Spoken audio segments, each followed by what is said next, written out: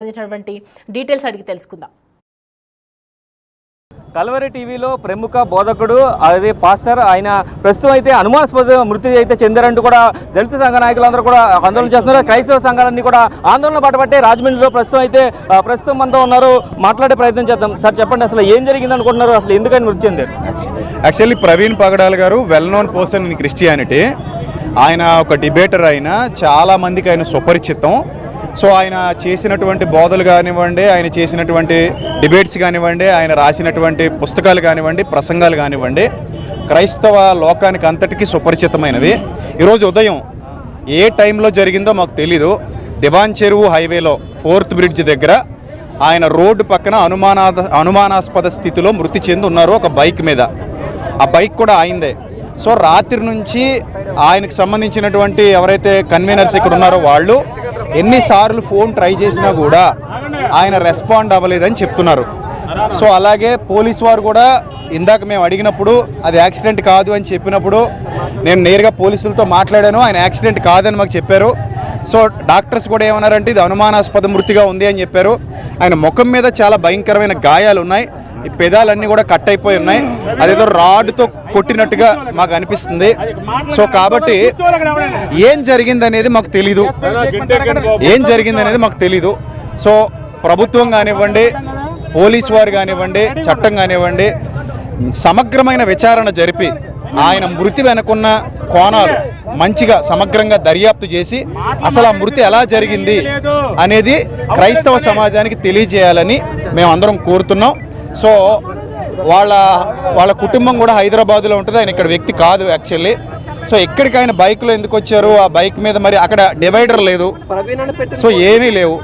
So ఎందుకో ఆ దెబ్బల్లా అనిపిస్తున్నాయి అనేది ఆ డెడ్ బాడీ పోస్ట్ మార్టం చేసిన తర్వాత సమగ్ర విచారణ జరిపి మాకు నివేదిక ఇవ్వాలని చెప్పేసి మేము కోరుతున్నాం.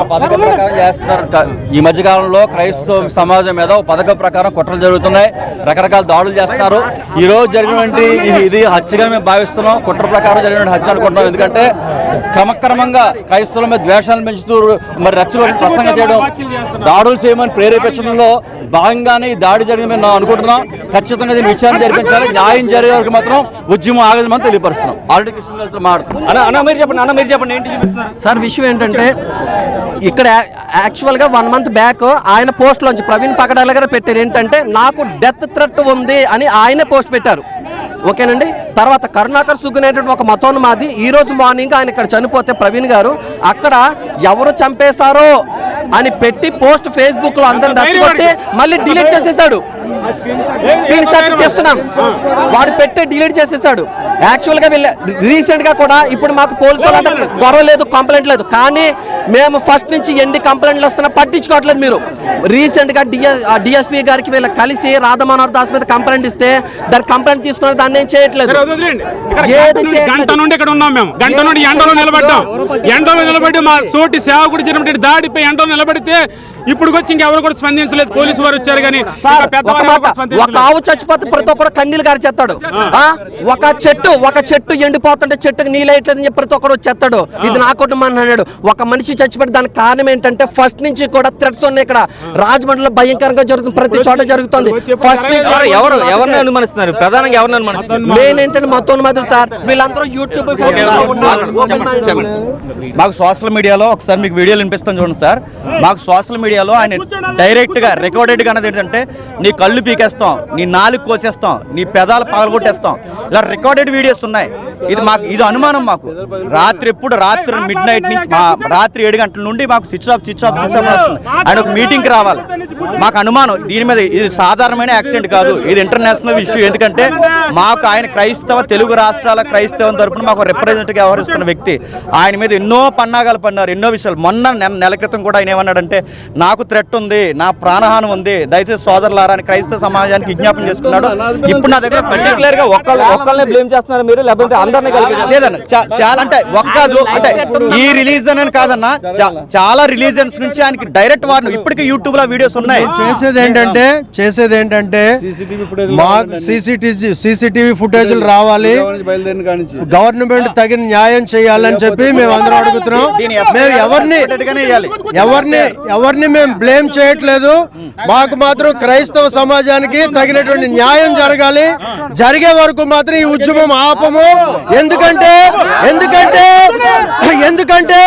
కొన్ని రోజుల క్రితం నుంచి ఆయన్ని పెదాలు పగల కొడతాం, నీ బుర్ర పగల కొడతాం అని చెప్పి వీడియోస్ ఉన్నాయి. ఆయన ఇప్పుడు చూసినప్పుడు, ఆయన ముఖం చూసినప్పుడు అక్కడ ఆయన పెదాలు పగిలిపోయి ఉన్నాయి. దయచేసి ఈ విషయంలో ప్రతి ఒక్కరూ కూడా గవర్నమెంట్ వారు అలాగే ఇతర మతస్థులు అందరూ కూడా ఉండాలని చెప్పి అడుగుతున్నాం. ఒకసారి ఏమంటున్నారు చూడండి. మసీదులలో ఆడవాళ్ళకి అలవ ఉందిరా, ఆడవాళ్ళు చదివే నమాజు వేరే దగ్గర, మగవాళ్ళు చదివే నమాజు వేరే దగ్గర. ప్రవీణ్ 2 గుడ్లు పీకేసి నా 4 కత్తిరించేసి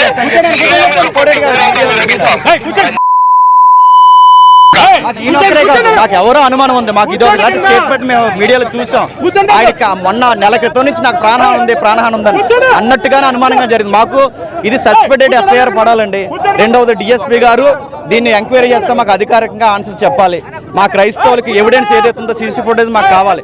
అది ఎక్కడైతే ఉందో అక్కడ సీసీ ఫుటేజ్ ఏరియా ఉంది, బొంకు ఉంది, హాస్పిటల్ ఉంది, అన్నీ ఉన్నాయి. మాకు ఏదో ఒక ఎవిడెన్స్ చూపిస్తే గానీ మా అనుమానాలు మాకు తీరవండి. అది ఖచ్చితంగా మాకు డిపార్ట్మెంట్ న్యాయం చేయాలి. ఇది టోటల్ చూసుకున్నట్లయితే ప్రవీణ్ మూర్తికి సంబంధించి పూర్తిగా ఆయన పోస్ట్ నుంచి చూడొచ్చు క్లియర్ గా.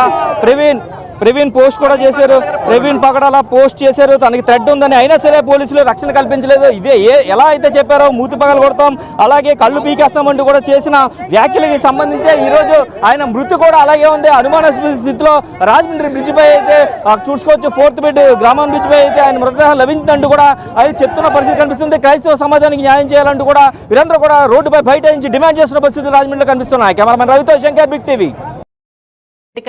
ప్రవీణ్ మృతికి సంబంధించి ఇదే అంశానికి సంబంధించి హీరో రాజా కూడా స్పందించారు. ఒకసారి ఆయన ఏమన్నారు చూద్దాం. Praise the lord. ప్రభుపేట అందరికీ వందనాలు. షలోమ్. ఇప్పుడే నేను still in Dubai. I just got a news pastor Praveen Pagadala గురించి.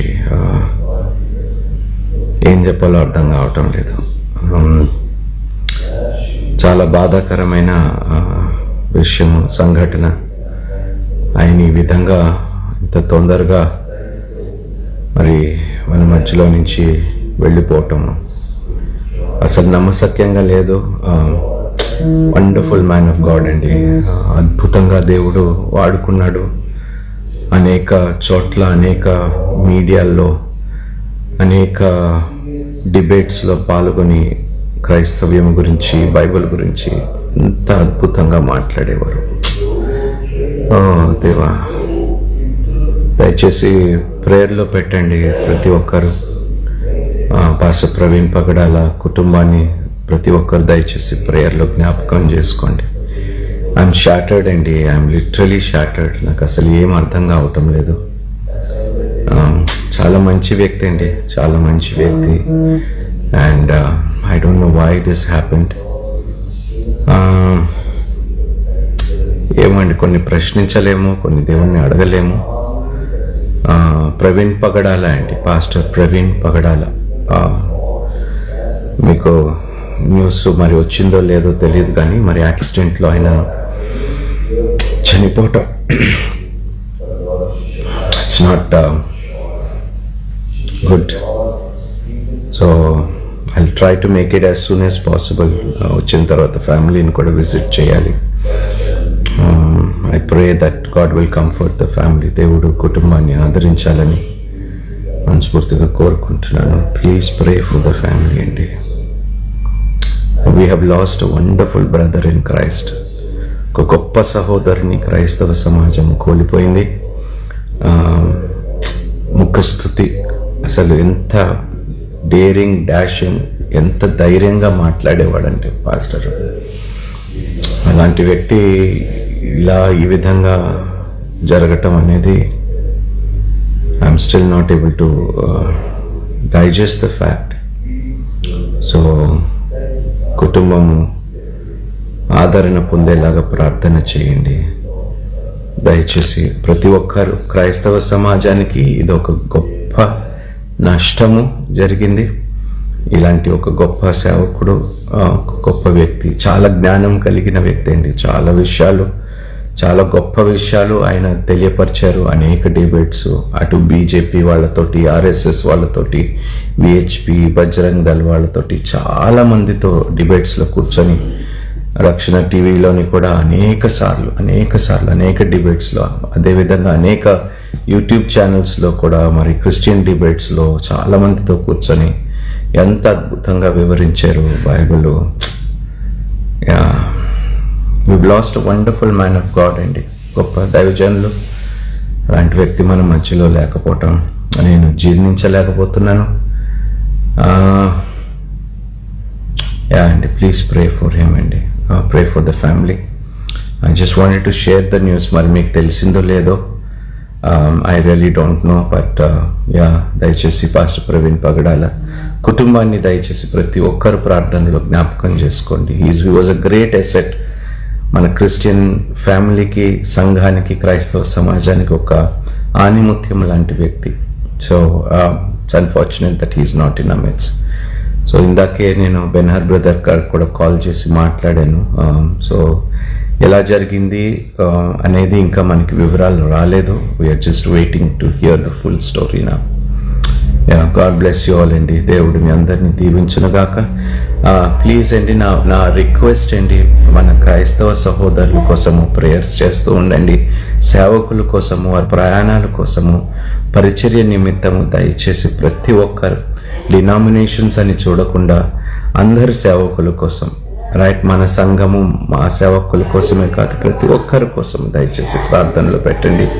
దేవుడు కృపాక్షేములు అనుగ్రహించాలి. ఎందుకంటే దుష్టులు చాలా మంది ఉన్నారండి బయట, చాలా మంది దుష్టులు బయట ఉన్నారు.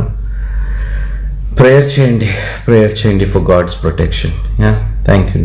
God bless you all. God bless you. Right, Praveen గారి మరణాన్ని జీర్ణించుకోలేకపోతున్నానని చెప్తూ ఉన్నారు హీరో రాజా. సో దీనికి సంబంధించి అసలు ఎందుకు ఇలాంటి హత్య జరగాల్సి వచ్చింది, ఈ మృతి పట్ల అనేక అనుమానాలు ఏవైతే క్రైస్తవ సంఘాలు వ్యక్తం చేస్తూ ఉన్నాయో దానికి సంబంధించి పూర్తి డీటెయిల్స్ అడిగి మా ప్రతినిధిని శివశంకర్ని అడిగి తెలుసుకుందాం. శివశంకర్, చూస్తున్నాం కదా, ఒక 1 month బ్యాక్ ఆయన పోస్ట్ పెట్టడం జరిగింది, నాకు ప్రాణహాని ఉంది అని చెప్పి. అలాగే నీ క్రైస్తవ సంఘాలు మాట్లాడినప్పుడు మనం విన్నాము, పెదవులు పలగొడతాము, మిమ్మల్ని ఇక్కడ ఇలా కొడతాం అలా కొడతాం అని చెప్పినట్లుగానే రోడ్డు పక్కన పడేసి ఉన్నటువంటి డెడ్ బాడీని చూసినప్పుడు కొన్ని సేమ్ అలాగే చెప్పినట్టుగానే ఆనవాళ్ళు కనిపిస్తూ ఉన్నాయి. అనేక అనుమానాలు ఉన్నటువంటి ఈ మృతి పట్ల మరి ఏం చెప్తూ ఉన్నారు, అసలు ఎందుకు ఇలా జరిగింది, ఏం జరిగిందని చెప్పి డీటెయిల్స్ ఏమైనా ఉన్నాయి? చూస్తున్నట్టయితే ప్రవీణ్ పట్ల కేవలంగా ఆందోళన చేస్తున్నారు క్రైస్తవ సంఘాలను కూడా. అయితే వారు పలు అనుమానాలు వ్యక్తం చేస్తున్నారు. నెల రోజుల క్రితం ఆయన నాకు థ్రెడ్ ఉంది అని పోలీసు సోషల్ మీడియా వేదికగా అయితే ఒక పోస్ట్ పెట్టారు. నన్ను చంపేస్తానంటూ కూడా నాకు బెదిరింపు కాల్స్ వస్తున్నాయి, నాకు థ్రెడ్ ఉంది, నాకు ప్రాణహాని ఉంది అంటూ సోషల్ మీడియాలో పోస్ట్ కూడా చెప్తారు. అదంతా కూడా చూపిస్తూ ఆలోచన వ్యక్తం చేస్తున్నారు. సో ఇంత డైరెక్ట్ గా ఆయనకి చెప్పినట్లుగా నీ 4 కట్ చేస్తాము, నిన్ను హతమారుస్తాం అంటూ కూడా పబ్లిక్ గానే మాట్లాడినప్పటికీ కూడా ఆయనకి ఎందుకు సెక్యూరిటీ కల్పించలేకపోయారు. ఈరోజు ఆయన కల్పించడానికి కారణం కూడా లేకపోతే సెక్యూరిటీ కల్పించకపోవడం అంటూ కూడా ఆవేదన వ్యక్తం చేస్తున్న పరిస్థితి కనిపిస్తుంది. అయితే రాజమండ్రి ఎయిర్పోర్ట్ నుంచి కూడా రాజమండ్రి నగరంలోకి ప్రవేశించడానికి 13 అంటే హైవే